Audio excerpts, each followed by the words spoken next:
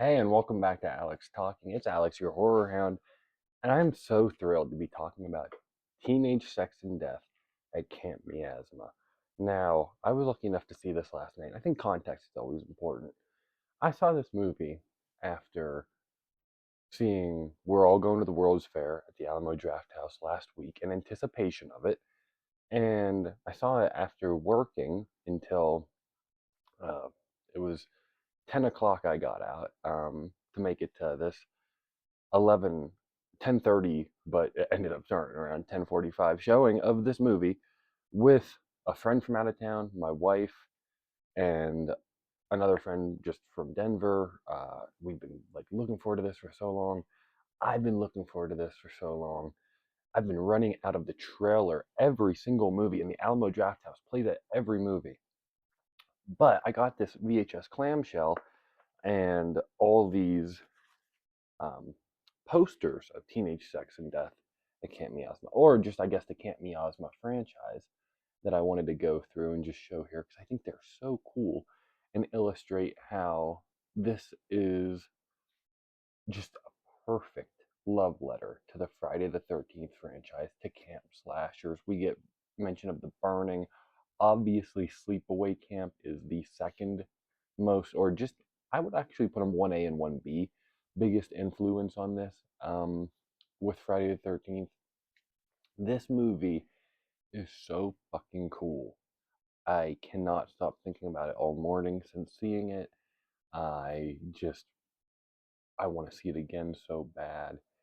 It felt like it was made for me. I'm glad that we got one for the freak houses of the world that love this shit. And I'm glad that there was a freak house out there, Jane Schoenbrunn, that fucking knew we needed a Wes Craven's New Nightmare, a Fright Master Wes Craven's New Nightmares version of Friday the 13th. And that's what this is. Obviously, if you cannot tell by me going through all of this is the most interesting and most cool and fun meta slasher I have seen in, or meta movie, just in general, meta movie I've seen in so long.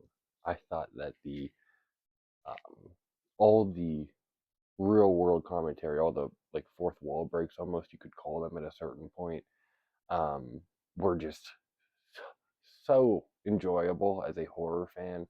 It's all inside baseball. Like, this one is literally Little Death versus the Dream Man. Part 7. I mean, if you're a Friday 13th fan, obviously that's the remake. But Part 7's my favorite just because my uncle and I have always loved the telekinetic one, and it's Psychic Warriors. It's literally telekinetic Tina right there on the poster. Um, Gosh, I just think this shit's so cool. And the movie itself is beyond cool. The actual, I don't want to go into spoilers too much because, like I said, I've been running out of the trailers for this, so I think maybe that's also why I'm so riveted. I love whenever I get the experience I want from running out of the trailers. I got a wholly unique movie that did all these really cool things that I had no anticipation of or expectation of going in, um, because I I didn't see anything of it. I loved whenever it was a shot of them from behind passing the joint on the porch in the snow. And I like literally said to my friend, I said, "Oh, I'm so used to closing my eyes and running out of the theater as soon as I see that shot because that's what I do. I train myself to recognize the first shot and leave." And like I said, this trailer played at every movie at the Alamo. So it was a tough one to avoid, but completely worth it. And um, like I saw the TV Glow a lot, but I've only ever seen that once. I gave it 3.5 stars. It's a movie I like. I say that because I'm on Letterboxd. Shout out Letterboxd. I'll drop that down below. Just follow me there, Magnolia fan. Comment on a review you found me here. I'll be tickled pink. I'll follow you back.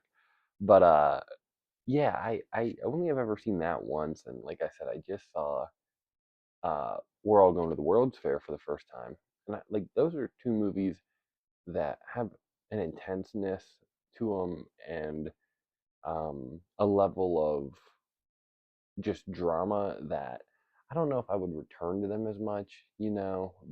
I saw the TV Glow. It's pretty disturbing, actually. towards the end, I guess, is my issue with it. That's why I don't think I'd ever return to that one as much. But I always found it to be a very cool and interesting aesthetic and set design, production design, all that stuff. Um, the ice cream man and shit like that was really cool in it. And this is just taking that 11 fold. Like this is the version of like turn it to 11, but for a filmmaker and all of their talents, in my opinion. Um, I am just so riveted by this. Like this is my favorite movie I've seen all year now. This past Hokum and The Odyssey and I Want Your Sex. This is my favorite thing I've seen this year because, like I said, it truly. And my wife said this to both of my friends who agreed as they were walking out, and that's how I knew. I was like, "Yep, I felt it too." She said, "Well, that was made for Alex." And I was like, "Yeah, it really was." Um, I I mean, watching it at a midnight showing, and I was just completely engaged and laughing out loud. This shit was so funny from the opening, from the way Little Death moves in the opening. Once again, I'm not trying to give too many spoilers, but like I knew nothing. So whenever he like cuts cut like does that opening kill and then moves it to the next woman, Little Death is so fucking cool. They need to have a face off with Johnny from In a Violent Nature. I want Little Death versus Johnny. I want Teenage Sex and Death in a Violent Nature. Ooh, that is going to get me demonetized saying that sentence. But you know what I mean? I was just thinking this. I was like, Little Death is such a fucking cool new, and like I don't know what I should say. I was gonna say I don't expect them to ever do another thing with this. It's a meta commentary on what Hannah Einbender's character calls it, zombie IP. Um, but do another one because it was so fucking cool and I loved it so much. But I don't need that. Like this is I think going to be a perfect movie for me on rewatch. It really had me laughing out loud at its humor for a lot of it. Not every joke landed, but I'm not going to hold that against a movie. A lot of them did. It was very funny to me, to be honest. And I also want to shout out.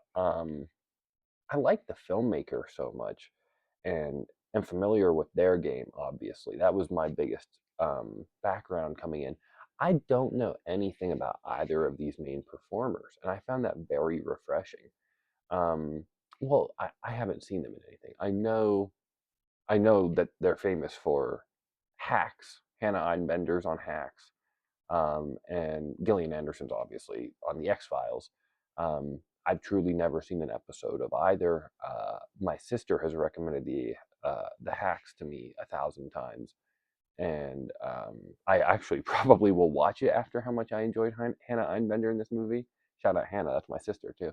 But I thought she was great, and really like a funny, like self-aware Gen Z type character, Gen X, I think Gen Z. But you know what I mean, like the wokeness of it all. Sometimes whenever you hear a movie say woke and like Me Too and all that stuff, it can be like this doesn't feel genuine. No, that's exactly how like talking to a person like that talks about that sort of thing. That's exactly how like watching there's a scene that was just one of the biggest laughs of the movie um, when they're watching the old Camp Miasma film, and she just leans over and goes, "That's transphobic," or "This seems transphobic," and Gillian Anderson goes, "Shut up," and that killed the whole theater. Laughed like it really had a good sense of humor, and their rapport in particular was great. Gillian Anderson, I'm definitely gonna go back and watch the X Files because afterwards, my wife was like, "Yeah, I mean." My dad and I used to watch the X Files all the time. I haven't seen that woman in anything in ages. And I was like, oh, okay, awesome. We should go back and watch the X Files. I've been growing a morbid curiosity, and they just released a director's cut of that one movie on Hulu. Not that that means anything to me, but like just hearing movie news about that, I was like, oh, I think the X Files is something that's kind of cooking up for me. I watched Dexter for the first time last year. Maybe I try the X Files this year, and after this, yes, I will. I think I definitely will. Um, so I had an absolute blast with this, and I just mentioned again to say I saw it at such a late showing, and that it ended at I think 12:40, um, and I wasn't bored, I wasn't tired, and I had just worked back to back 10-hour shifts at a baseball stadium for the Savannah Bananas, who are in town. I live in Colorado, but the Bananas are in town. I lived in Savannah for 2 years. Finally got to go to a Savannah Banana game, two of them. That's a whole nother diatribe. Anyways, I was exhausted, and this movie woke me the fuck up. I loved it. I thought that this was top to bottom just such a cool fucking movie. I I think the only real issue I had, other than some of the humor not landing, and this is like actually something that, if you know me, is an issue I have with a lot of movies, and I'll say in this one, it's not actually gonna bother me that much, and it's the bad CGI. I always will complain about bad CGI, but not only was there plenty of cool, like the set design and the painted backgrounds and all that make up for it. A movie like this, bad CGI is part of the design. I I know that can come across as like, as a horror fan you have lower expectations, but I think it's best compared to, I'll try to make this as quick as I can. I watched this movie the other day called The Yeti on Shudder. Jim Cummings was in it. I love Jim Cummings from Rolling Thunder, or Thunder Road. Thunder Road. I'm so sorry. There's a Rolling Thunder VHS, the 1970s movie that I just looked off to right as I was thinking of Thunder Road. That is fucking hilarious. Um, but anyways, I watched The Yeti, and The Yeti was perfectly fine. It was like a 2.5 out of 5, and that's because it had a practical Yeti, but it did nothing with it. And so this movie's got like terrible reviews and ratings on Letterboxd and stuff, and people hate it because, well, yeah, not much actually happens in the Yeti movie. But I did have to appreciate the Yeti looked fucking phenomenal when he was there. But at the same time, I also can go to movies like Super Croc versus Dino Gator, because knowing that it'll have bad CGI, it still is going to entertain the shit out of me. And I think sometimes that's more important than, oh, that Yeti looked really great for the minute and 20 seconds I saw of it, but boy, the other 88 minutes of that movie really could have used a little juice. So the fact that this movie had juice in the tank for the entire runtime, I'm not going to complain about the CGI actually. And the sequence where there's a great needle drop, and then it's just shots of Little Death going around and doing that fucking work. They're just fucking killing everybody.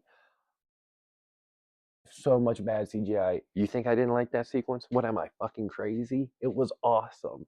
So, no. I guess I just wanted to see if I could come up with some complaint at the end of the video, but I don't have complaints about this movie. I thought it was fucking awesome, and I hope you did too. And I can't wait to see what James Schoenbrunn does next, because this is just so fucking awesome. So thank you for watching. Let me know what you thought down below, and I hope you enjoyed it as much as me. God bless. Have a great day.